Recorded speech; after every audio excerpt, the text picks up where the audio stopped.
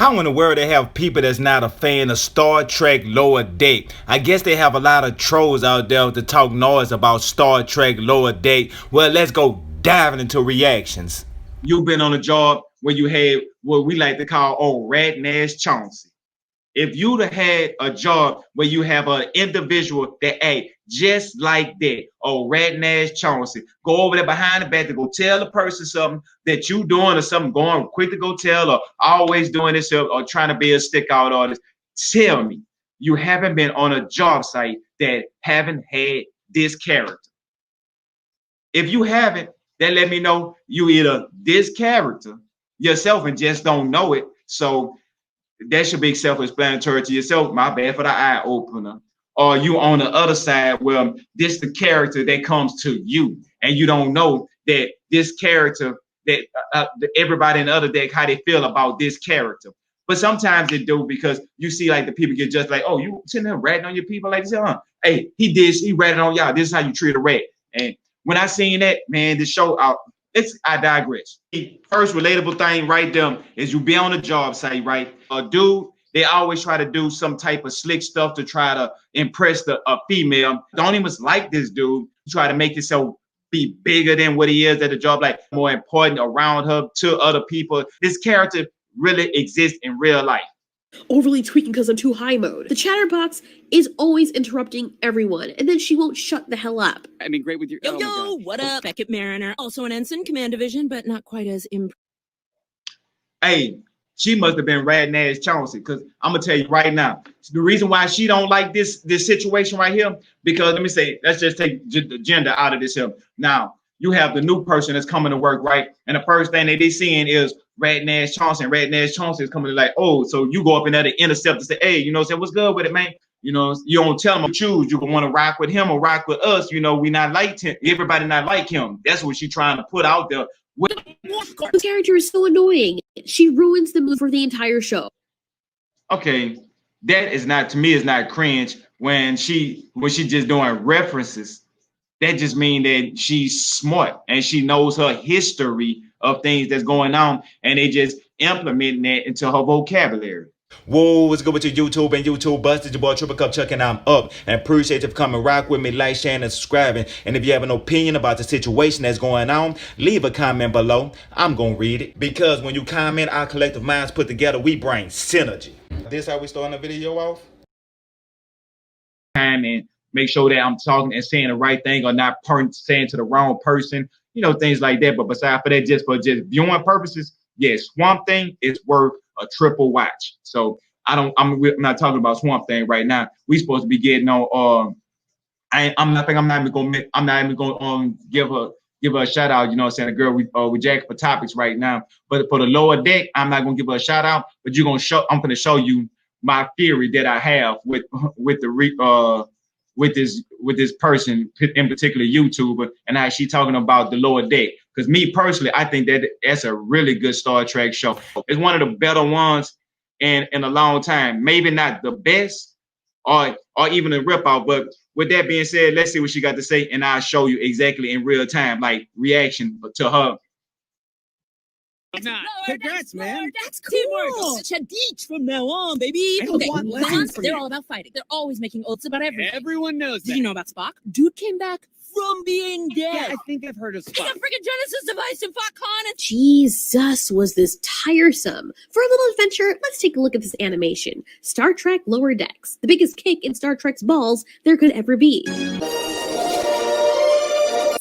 Is a show that focuses on the support crew, but has decidedly more adult tone and humor. Where the only thing adult about it is blood, which for me is an adult thing because I grew up on cartoons with blood and more mature. Okay, first of all, I disagree right there when she say more adult theme. The whole concept of the show, it just more. If you look at the animation style for the kids these days, it's more of a almost a mimic of a in between of a Disney and Nickelodeon, because you know Disney have a iconic looking art style and Nickelodeon have more of a grittier art style. And when you see most cartoons today, they try to blend in between the two of those and throw a little splash of a robot chicken art style into it. So you'll find more of the animation style that's generated for kids look more like that. So when you see an art style that they have this more of a tone with the round eyes and more of the straight lines for the art styles, and it look more Family Guy, Bart Simpson type, you know what I'm saying, like a branch that's grown off from the Simpsons. Let's be honest, like most cartoons, when you see that branch that's grown off from the Simpsons and more of a realistic, like this time it's more adult theme. So I automatically seen this art style and say, I'm gonna check this show out because the art style it resonates to adult theme right there before story even at hand. But let's see what she has to say. Themes. We went into this having hope because they compared it to Rick and Morty. It is nowhere near. Maybe this has an audience, but it sure as hell does not feel like a Trekkie one. The references to actual Star Trek lore are so forced. Okay, that's just a compliment saying about Rick and Morty. Rick and Morty is an iconic show that got a massive fan base. This is on its first season. And the only thing that they probably people are saying is they related to Rick and Morty because Rick and Morty ain't come out first episode, first season. Like, this is gonna be everything. Sasquatch sauce. You didn't hear that on the first season of Rick and Morty. I digress. And shoehorn, it makes me want to wash my ears out with vinegar. You didn't make this. Stop, please. Stop, please. Do you know Kirk? Yes. My man Worf? Yes. Gary Mitchell? I'm sure I could look him You up. don't have to because you have a mental. It is real, and it's not a good cringe. Hang in there. You got this. It is getting tired. So go to your happy place. Like, oh, think of what? The character is so annoying. She ruins the mood for the entire show. Okay, that is not, to me, is not cringe when she just doing references. That just means that she's smart and she knows her history of things that's going on, and they just implementing that into her vocabulary. That's simple stuff that you're supposed to do.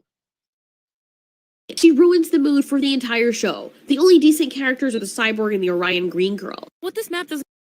It ruins the show for you because she sounds like she don't sound like she knows what she's talking about, indicating that letting you know right off the bat that she's way more intelligent than she put on, or the level that she's on. Now it's just more of an indication of why is she's being so rebellious. And you have this concept of, like the different types. She is more of like, okay, from the perspective of if I dare say it, a military brat, a child that's got parents that was in the military and they came up and their life is already laid out for them, and you seeing it from her perspective of this scenario and why she's a child and this is her childhood, so she's acting like a child because this is all she knows. So when you see a person, how would they adapt to this is their regular lifestyle compared to this is a job they're going to and leaving from, but this is you all day, every day. So you would get a person that act like a brat. Doesn't show you is that everything from like this deck up, super lame, not important to us. You like the bar All right, fine. Everything except the bar. and the bridge. The bridge is not cool. Yes, it is. Oh, hey. See, everyone is always talking over each other and just too much going on. Just stop. I know I'm high energy too, but this thing made even me tired. Can Mariner take a damn breath? What kind of Every energy you scene have? she's in is just so unbearable, and this doofus seems to only exist to light the flame under her nonstop chattering ass. Also, maybe Hey, to be honest with you, it's almost like a parody. See, she don't get it. That's what this is. I understand when they have certain types of humor and certain, they be have innuendos that be right up under the radar, but it be right there when you can see this parody. And if you live this type of lifestyle and your life, was sheltered in a certain direction, you might have not experienced it from this angle. You might not know if somebody's seeing something from a different perspective, from a different angle, that they might see things in a different way. Like with this combination right here, I see this every day on a job site. This parody right here that you don't think that exists.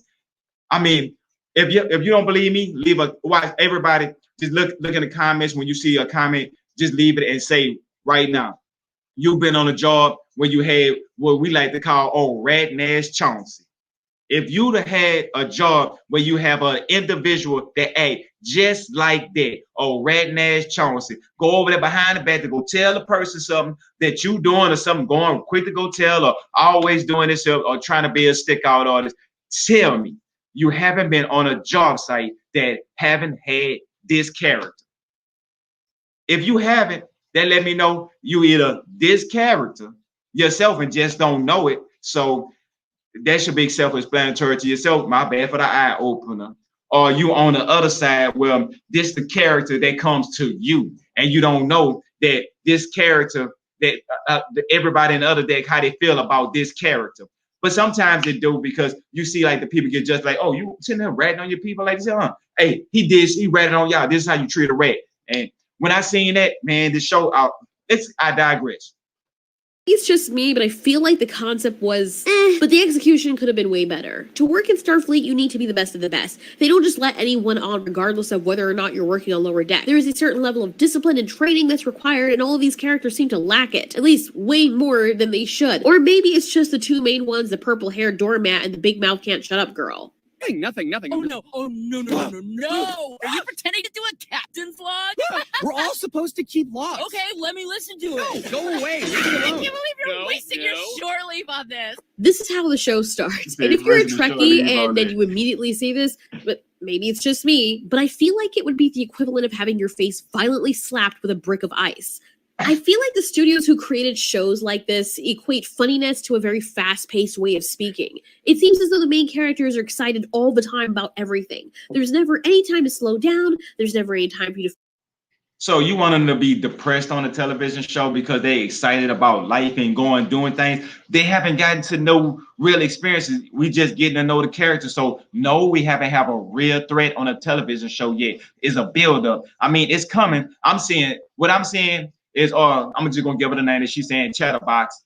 What Chatterbox is going to do, she's going to experience a failure, a great failure, and something that's gonna make her step up to the plate.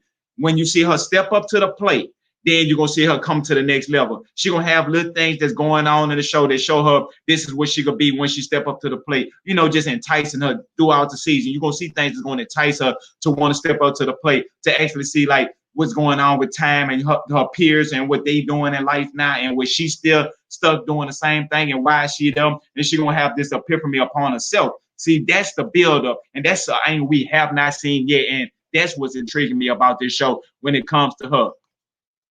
I feel like you digress. just want to relax into it, and especially if you're from Star Trek, the pace being overly fast and nonsensically high-pitched gets highly irritating very fast. Look at Rick and Morty and even Solar Opposites. The characters still act real, even though the show itself is fast-paced. I know it has to be because they only have 20 minutes to put together a whole story worthy of an episode. And Rick and Morty and Solar Opposites do that very well. I can understand if there was that one character that behaved very cringy and uncomfortable, but they all seem to act like that. Well, except for the captain. And the green girl kind of makes it bearable. I feel like this is the kind of humor for little kids, to be honest, but that's my overview of how I feel about it from the get-go. Let's get into the actual show itself and the other problems I had with it. And I'm going to give it a little bit more examples. Just in I would, but I digress. case you didn't know, the show is set 10 years after the events of the Next Generation and focuses on the lowest ranking officers on one of Starfleet's least important ships. And it's partly inspired by the final season of Star Trek The Next Generation from their episode Lower Decks. The guy who wrote this is also somebody who has written for Rick and Morty, so it's not his first time doing this. He's worked on other successful titles. So while the intro titles are still rolling, Green Girl is introduced and Purple Hair Guy just acts like a total idiot. Hi, here, that's me. Ahoy. Ensign Tindy reporting for duty. You're my Right there. See, first relatable thing right there is you be on a job site, right? Now, you have this person, they got a girl. Now, they have a dude. They always try to do some type of slick stuff to try to impress a female. The female don't even like this dude, but he doing stupid stuff to impress her. Sometimes it kind of like he try to make himself be bigger than what he is at the job, like, and try to tell people or do something to try to make himself more and feel more important around her to other people. You know, this character really exists in real life. orientation liaison. Yes, welcome. Brad Boimler, Ensign, Command Division. Oh my gosh, I've never worked with Maybe I've grown up a little bit, but the cartoons I used to watch, everyone wasn't overly in a state of constant overly tweaking because I'm too high mode. The Chatterbox is always interrupting everyone, and then she won't shut the hell up. I mean, great with your. Yo, oh my God. what up? Beckett Mariner, also an ensign, command division, but not quite as Hey, She must have been ratting ass Chauncey, because I'm gonna tell you right now, the reason why she don't like this situation right here, because let me say, let's just take the gender out of this here. Now you have the new person that's coming to work, right? And the first thing that they seeing is ratting ass Chauncey, and ratting ass Chauncey is coming to like, oh, so you go up in there to intercept and say, hey, you know, say what's good with it, man? You know, you don't tell him about this person, but you show him that, okay, what they look, you know, just give them that, okay, you could choose. You could want to rock with him or rock with us. You know, we not like him. Everybody not like him. That's what she's trying to put out there. Which happened on the job in real life. So which side of the field you on? Please leave a comment. Let me know so other people can see which side of the field you on. Because with Chatterbox, I get what is she trying to say. But for me personally, this is the intercept to say, hey, this ratting ass Chauncey. She trying to get him to avoid ratting ass Chauncey. Impressed with myself as this little rascal over See? here. You know, Right. The episode is basically about Chatterbox not liking to follow rules and thinking that somehow her way is always better, and purple hair Dum Dum aspiring his whole life to work on the bridge and then throwing it all away, all because his irresponsible Chatterbox friend makes horrible decisions just because the captain asked him to snitch. And the only reason that she does this is because the captain is her mother and she's being rebellious. Even though someone breaking protocol in situations like she That's to make a story have depth. When you have the concept, okay, this is a brat, right? The brat is the military brat, and her mom and her pops and her rebellion and how she ended up being, like, you know what I'm saying, you'd have had people that was like the boss's sons and their kids, and they ended up working with the people that's just the normal everyday people, right? And then the kids start relating to the everyday people, and they're like, damn, I see what the everyday people going through and why we like this, and they start being more relatable and more compassionate to the everyday person. So the brat start end up relating to the lower deck people that's, you know what I'm saying, that they treat them like they not the average, you know, they treat them like they lower than them, basically concept. So they give that depth to it. So what you want? They have no depth to the story to make it black and white, no shady gray areas. Death and destruction, Oh, yeah. but no My bad, I digress. worries, it's fine. Highly disciplined main character totally forgets all of that, all those years of him being disciplined and aspiring to be something like this, that just goes right out the window just because. The type of eventuality that can make a second contact mission a life or death situation. I think the other thing that ticked me off about the show is, granted, this is only episode 1, but I don't think I'll be watching the others after this for a while. But yeah, as I said, I think because the animation is smooth, you know, it's supposed to be smooth like Rick and Morty's animation. I think it's a little bit smoother than that. The characters are talking in Gerbilese, which is way too fast for how their animations look. And to me, it's very jarring. I feel like that kind of pacing fits Family Guy or South Park, because Family Guy also has the animation that simulates a tiny bird twitching its head left and right. You know what I mean? Like where there's no transition and the bird moves like it's being controlled by an old school SNES controller with no analog stick. What you can call a break, thank God, when we see one of the guys from the bridge making peace with the natives of that planet on their second contact. He gets bit by a bug and thinks nothing of it. Really? To be fair, the other guy asks him about it, but I feel like...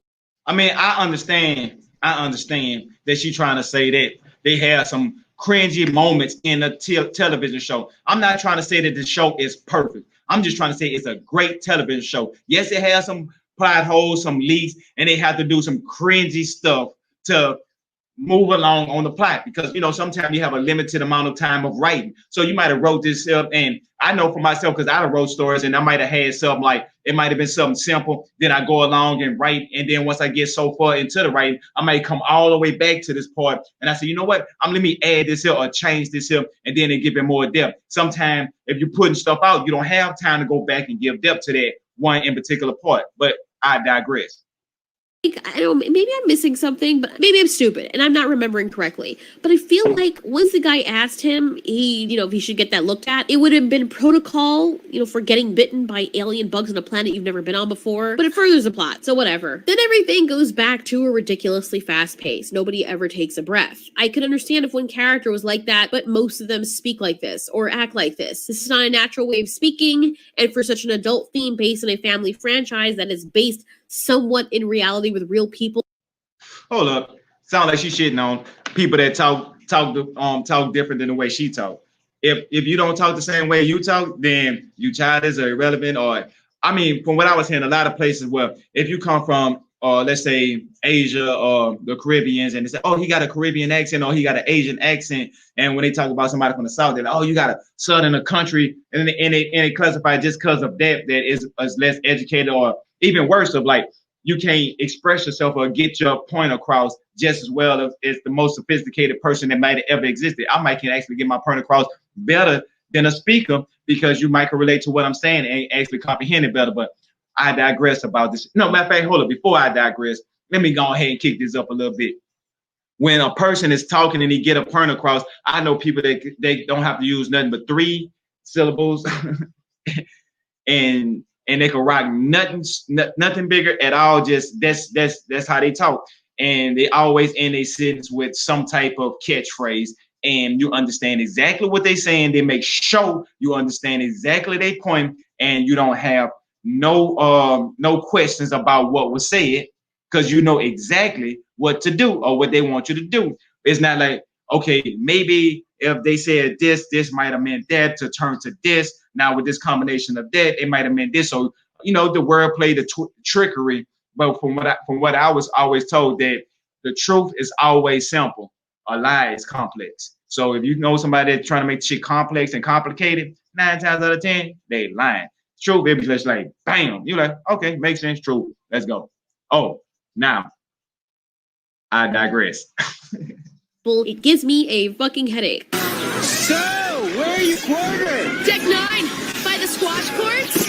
When Cyborg and his date are falling in love and the whole crew is turning into zombies, I know this is meant to be funny, but it doesn't come off that way. So many other franchises have done this, but for some reason, it just doesn't fit. I've never played squash. Is it fun? We should play sometimes.